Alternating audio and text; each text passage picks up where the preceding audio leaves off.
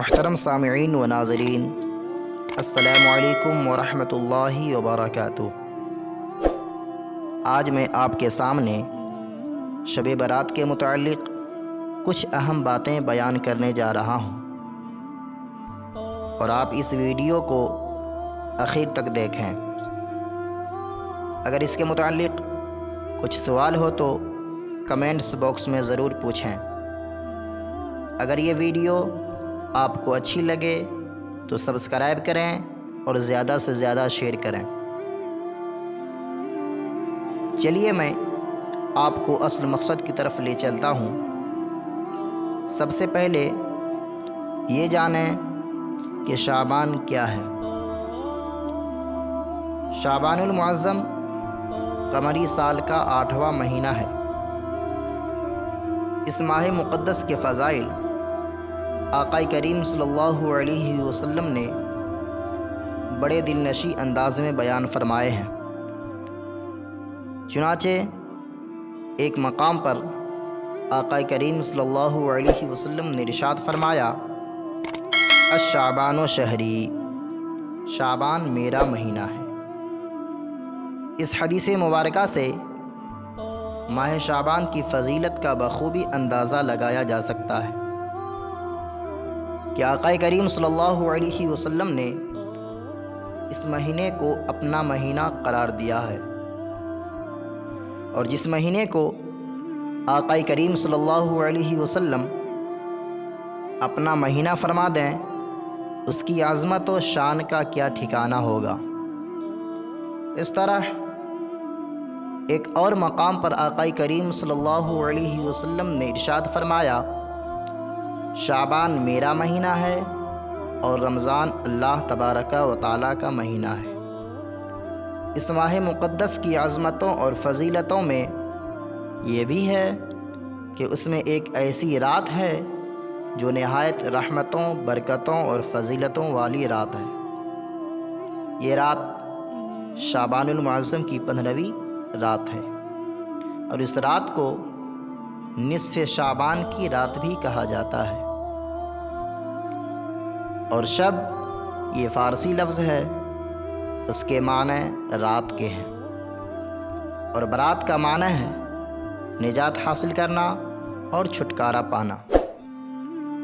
عربی میں اسے لیلۃ البرات کہا جاتا ہے۔ شب برات کو رحمت اور مغفرت کی رات بھی کہا جاتا ہے۔ مغفرت کی رات کیوں کہتے ہیں؟ وہ اس لیے کہتے ہیں کہ آقا کریم صلی اللہ علیہ وسلم نے ارشاد فرمایا کہ شعبان کی 15ویں رات میں اللہ تبارک و تعالی اپنی رحمت سے 2 اشخاص کے سوا تمام مسلمانوں کی مغفرت فرما دیتا ہے۔ ایک کینہ پرور اور دوسرا کسی کو ناحق قتل کرنے والا۔ اور رحمت کی رات کیوں کہتے ہیں؟ وہ اس لیے کہتے ہیں کہ آقا کریم صلی اللہ علیہ وسلم نے ارشاد فرمایا، جب شعبان کی 15ویں شب آتی ہے تو اللہ تبارک و تعالیٰ کی طرف سے اعلان ہوتا ہے کہ ہے کوئی مغفرت کا طالب کہ اس کے گناہ بخش دوں، ہے کوئی مجھ سے مانگنے والا کہ اسے عطا کر دوں۔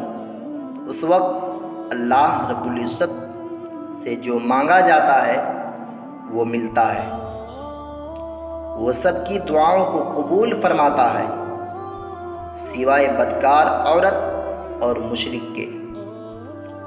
تو انسان کو چاہیے کہ اس شب کو اللہ تبارک و تعالیٰ کی عبادت میں مشغول رہے، مثلا نوافل نماز پڑھے، تسبیح و تحلیل کرے، قرآن پاک کی تلاوت کرے اور مغفرت کی دعا مانگے، اور اللہ تبارک و تعالیٰ کی بارگاہ میں گریہ وزاری کرے اور توبہ کی قبولیت کی دعا مانگے، اور اس شب کو اپنے آباء و اجداد اور تمام امت مسلمہ کی گناہوں کی بخشش کے لیے قبرستان جائیں اور اللہ تبارک و تعالیٰ سے ان تمام مردوں کے لیے دعائے مغفرت طلب کریں، کیونکہ حدیث شریف میں حضور صلی اللہ علیہ وسلم کا اس شب کو قبرستان جانا ثابت ہے، اس لیے مسلمان بھی قبرستان جاتے ہیں۔ اور متعدد احادیث میں اس ماہ کے روزوں کی فضیلت بیان ہوئی ہے۔ خود آقا کریم صلی اللہ علیہ وسلم اس ماہ میں کثرت سے روزہ رکھتے تھے، لیکن ہم اپنے معاشرے کو دیکھیں کہ اس شب کو لوگ جاگتے ہیں، لیکن اللہ تبارک و تعالیٰ کی عبادت کرنے کے بجائے لوگ پٹاخے پھوڑتے ہیں، آتش بازی کرتے ہیں۔ اس شب کو جاگنے کا مقصد کیا ہے؟ اس شب کو جاگنے کا مقصد صرف اللہ تبارک و تعالیٰ کی عبادت کرنا ہے۔ لوگوں کو چاہیے کہ اللہ رب العزت کی بارگاہ میں توبہ کرے اور اپنے تمام گناہوں کی مغفرت طلب کرے، نوافل نماز پڑھے، کثرت کے ساتھ درود و سلام کا اہتمام کرے اور تمام کار خیر کا اہتمام کرے، کیونکہ اس رات کو دعاؤں کو رد نہیں کی جاتی، بلکہ اللہ رب العزت اپنے فضل و کرم سے ان کی دعاؤں کو قبول فرماتا ہے۔ اور بالخصوص آج جو پوری دنیا میں مہلک مریض پھیلی ہوئی ہے، تمام امت مسلمہ کو چاہیے کہ اس مہلک جیسی مرض سے شفا پانے کے لیے اللہ رب العزت کی بارگاہ میں اس شب کے صدقے توبہ و استغفار کرے۔ اور اگر یہ ویڈیو آپ کو اچھی لگی ہو تو زیادہ سے زیادہ شیئر کریں اور سبسکرائب کریں۔